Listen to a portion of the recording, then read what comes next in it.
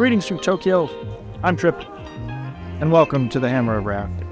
This week, you and I are going to head to the Cursed City. Let's go.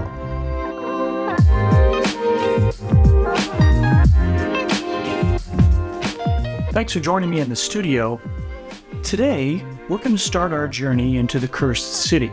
Now, there are a lot of models in this box. In fact, more than anyone can paint in a single city or in a single week for that matter. Unless, of course, you're Marco Frassoni and you can do something amazing like this in 4 hours. So because there are so many minis in the box, I thought it'd be a fun idea to split it into chapters, each one with a theme. And this week, it's the Undead Rise. And we're going to paint the zombie horde that's included in the box, along with Gorslav the Gravekeeper, and what would an undead horde be without a holy warrior to smite them? And in this case, we're going to be painting Cleona Zeitengale, a sister of the cult of the comet. But first, I want to talk about Japan's fascination with Nordic culture, but more specifically, Nordic design. On any given weekend, you can travel through one of the 23 wards of Tokyo's central districts and stumble across something like what we saw in the intro video, a small Nordic marketplace or symposium.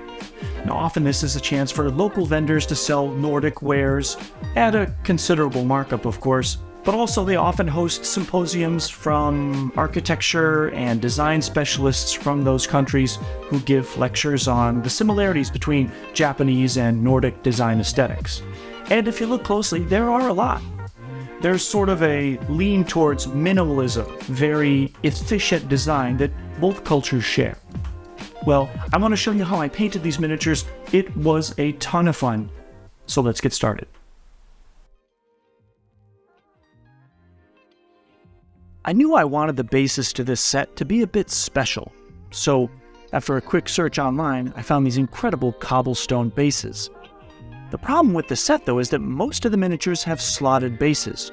So, using my trusty ruler, I took my measurements and, bringing the models into my 3D application, created shapes that were the same dimensions and, using the subtract tool, simply created my slots. Once I sent them to the printer, half an hour later, I had all the bases I could want. I simply matched them up to the slots, glued them down using super glue, and we were ready to go. I began assembling the zombies using Tamiya Super Thin. It's extremely exceptional and bonds very quickly. The set's absolutely incredible and is very modular and offers a lot of customization so the zombies don't look the same. But I've taken it a step further here and removed the gravestone from the zombie's back and replaced it with a skeleton from the kit. Our zombies went together very quickly, and we hit them with a Zenithal Prime. First, we're starting with a black, and then a cold medium gray. We want to make sure that they look undead and unnatural, so instead of a white, we're using a cold blue. And lastly, with a pure white, I just dry brushed to bring out the utmost highlights. I then began applying random airbrush sprays of green and purple to make for bruises and rot. And when that was complete, using GW's Contrast Plaguebearer Flesh, I painted the bodies of the models. This stuff is absolutely incredible when used under the right circumstances. I even also applied some purple contrast paint and inks to bring out the bruising. I then painted all the wood on the miniatures using a Steel Legion drab. Remember, we want to keep everything cold and desaturated here, so we're using a rather neutral brown. And then I washed it with Agrax Earthshade. When that was done, I went around the bodies using a combination of pale flesh and a cold blue to create a dead skin tone, and with a detail brush, picked out some highlights on each of the models. Once that was all set, I went around each of the models painting my metallics, some gold, some silver, and then washed them with Agrax Earthshade. Once I had painted the cobblestone bases with a cold blue gray, I then applied generous amounts of both Agrax Earthshade and Plaguebearer Flesh. And when that was dry brushed using the cold blue-gray to bring back out the stones. I then used Sterling Mud on the bases anywhere the cobblestones gave way to the soil underneath. And lastly, I painted the rim of the base with Mechanicus Standard Gray. An undead horde is nothing without a grim, gruesome gravekeeper to corral them, and so we move on to Gorslav the Gravekeeper. We'll give this base some cobblestones as well, but seeing as how he's pulling a fresh corpse out of the ground, it wouldn't make sense to have them over the entire base, so we'll break a few apart and spread them around the base. Just like the undead, Gorslav receives a black undercoat and then a highlight pass of pale blue. Once I had airbrushed on some bruised patches, I then applied Plague-Bearer flesh over the entire model as I had done with the undead. I then added some violet shade to the recesses in order to bring out contrast and redefine the shapes.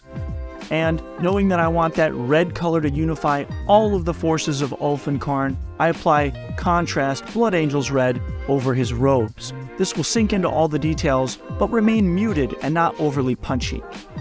Now I've skipped a few steps here on the robe, but as you can see, I've simply applied several layers of contrast wildwood in order to dirty up the robe along the bottom edges that would drag in the dirt. And here, picking out all the metallic bits with lead belcher. Working my way around the model, apply Agrex Earthshade to all the metallics in order to shade them and bring out the details. I use Agrex Earthshade because it gives the metal an old, worn, almost corroded or rusted look. Once our metallics are complete, I work my way around the model, adding sterling mud around the fresh grave and on the edge of the shovel. And lastly, I paint the rim Mechanicus Standard Gray. Finally, who better to defend the citizens of Ulfenkarn against the undead horde than a missionary of the cult of the comet, Cleona Zeitengale. I cleaned the parts off the sprues, assembled using Tamiya Thin, and then Zenithal primed the model. The difference here being, because we wanted punchy, pure colors, Cleona gets a pass of pure white as well as a white dry brush. I then began by applying a sky blue along the torso and upper portion of the dress, as well as the tassels hanging down in the back, and then a medium blue along the midriff in order to shadow it and create contrast, and along the bottom of the ribbons as well. Using a piece of paper to block the ribbons of the back so we don't undo our work. Then, from the bottom up, a pure white blast from the airbrush. I then work my way around the model, using white to pick out all the areas that will be flesh, or white, or we'll use a contrast paint later on. Now, I'm sort of departing from the traditional paint scheme for Cleona that's shown on the website, because I want something a little different, and we want our heroes to be immediately recognizable on the board with strong, punchy, vibrant colors. And in this case, I decided to use blues, whites, golds, and silvers to sort of symbolize her holy purity. As usual, whenever I have the opportunity or the time, I always paint a dark gray where I'm going to apply my metallics. It always makes for a cleaner coat over top and better coverage with fewer coats. In this case, I'm using Runefang Steel in order to create a pure silver element. And you'll see that I'm just working my way around the model. Any place that I've painted that medium gray, applying the silver on her bracers, shoulder pad, headdress, and other ornamentation. Then, while that's drying, I take the opportunity to paint the hands. Here I'm just using some Kislev flesh followed by a wash of Riken flesh shade. And any place where I painted brown, that's where I'm going to apply my golds for that rich luster. Once the base is ready, a healthy dose of Plague-Bearer flesh, and, as we talked about, no one leaves the city unstained, trudging through the muck-ridden streets. Even Cleona is not impervious to the grime the city deposits on everything.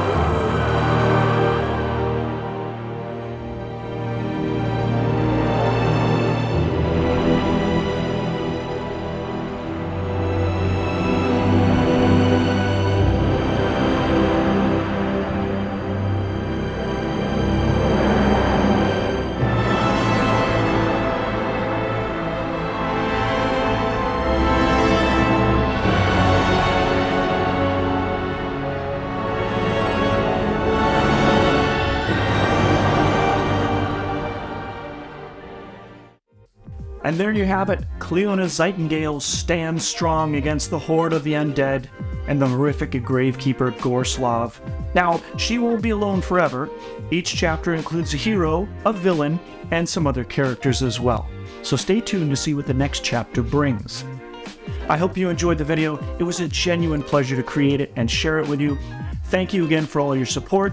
Please do check out the Patreon. Adam Fox and I are just in there holding it down alone, and we'd love to have you join us as well. Remember, joining the Patreon grants you access to our Discord community, where we share models and critiques. And you can always check out the t-shirt shop, bakingsodatees.com, where we create one-of-a-kind designs shipped directly to you. And lastly, please help the channel grow. We're just starting out. Be sure to hit the like and subscribe, or perhaps comment in the video below. Get it boosted to the front page of YouTube so more people can see our videos and our audience will grow. Thank you again for joining me, and I'll see you in the next one.